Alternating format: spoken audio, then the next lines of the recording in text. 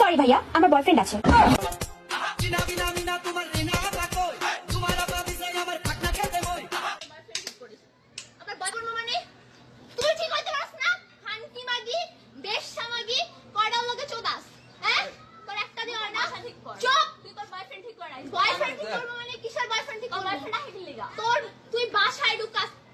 এখন just gender change হয়ে গেছে, কিন্তু এই মেয়েটা কি ভাতের হোটেলে কাজ করতো নাকি? কয়টা লাগে এটার? কখনো রাফি, কখনো লম্বু, কখনো আবার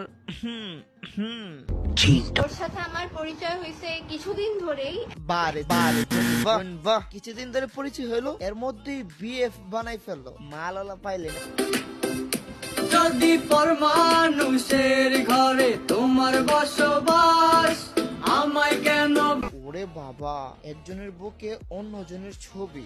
আজ কবিগুরু আমার প্রিয়